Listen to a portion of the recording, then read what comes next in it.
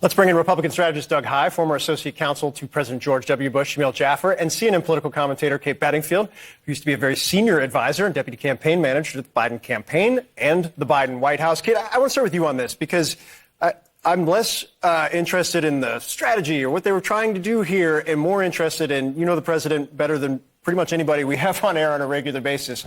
When you watched last night, what came to mind in terms of where his head was at, but also what he wanted to convey? Yeah. Well, look, he was incredibly angry about Bo.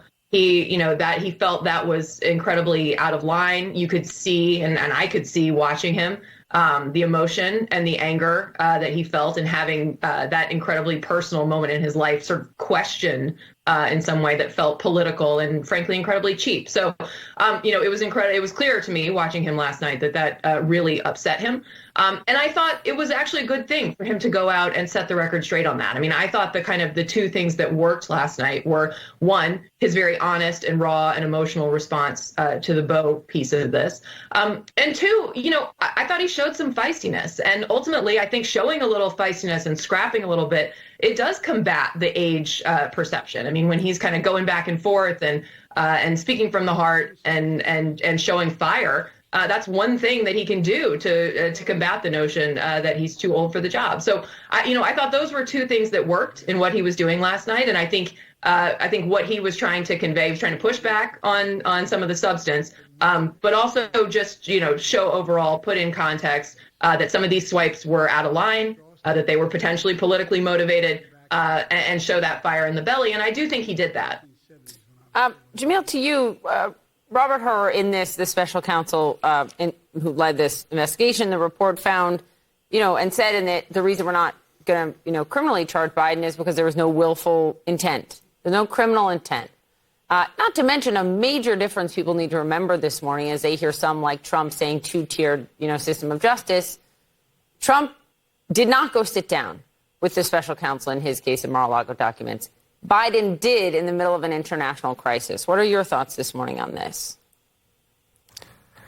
No, that's exactly right. There's a very different set of circumstances that took place with Donald Trump and his removal of classified documents down to Mar-a-Lago and the way he retained them and the like. That being said, it is important to note that Rob Hur indicated that President Biden knew that he had taken those documents, knew that he had kept them, and knew that he was disclosing them to at least one person in the course of his post-vice presidency time. So that's obviously very damaging. When you add on to the fact the questions that Rob Hur raises about President Biden's current capability to describe the situation, to remember events, and then, unfortunately, to Kate's point, the way the president performed just last night, mixing up the presidents of Mexico and Egypt. I mean, this is a real challenge for the president. It's going to cause him difficulties in the upcoming election, and that's going to be a challenge for him going forward, without a doubt. Okay, Trump called Orban the president of Turkey last night also, but 2024 is awesome. Doug Heye, it was fascinating kind of texting back and forth with people last night and then watching the response, obviously, on social media. What was when you saw it as a political hand, as a message guy, what kind of came to mind for you? Look, I was reminded of a night in August of 1994 when I was a few miles away from here at Merriweather Post Pavilion seeing Frank Sinatra towards the end of his career. Of course you were. One moment, Come Fly With Me was awesome, and Sinatra was jabbing in the air, and it was great. 10, 15 minutes later, he struggled to remember the words to My Way. And that's what the audience took away from that night. That's what the Washington Post reviewed of the concert that night. So when Joe Biden was feisty and pushing back when he's talking about his son Joe, look, that comes from a place of passion for Joe Biden.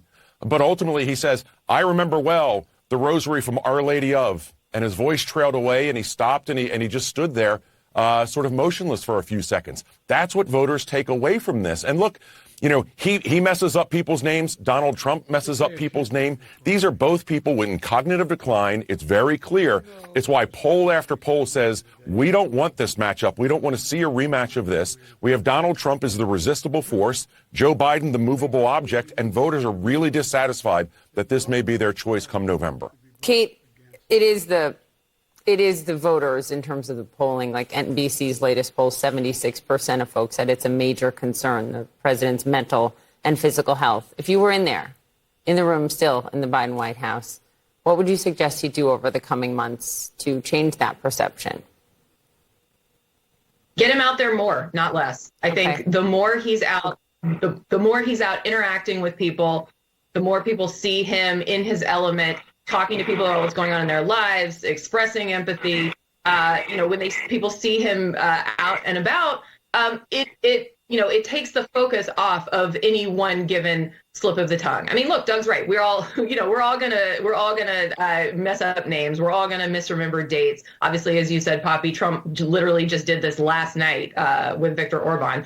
So I don't think that a slip of the tongue, last night the president was explaining in great detail what he's doing to try to ease the humanitarian crisis in Gaza, is in and of itself something that voters are going to look at and say, oh, well, he screwed up Sisi's name, so he's too old to be president. But he has to be out there. He has to be talking to people, making the case for his presidency for the second term, taking it to Trump, which he's very effective at doing, and also puts that fire on display, which pushes back on the notion of age. So the short answer is get him out there more, not less. Jamil, can I ask you from a legal perspective, or at least how a special counsel is supposed to work? The fury that you heard behind the scenes from White House officials last night was that there was no reason to put the kind of, in their view, editorialized commentary about the president's state in the interviews in this report. Are they off on that, or is that a fair criticism?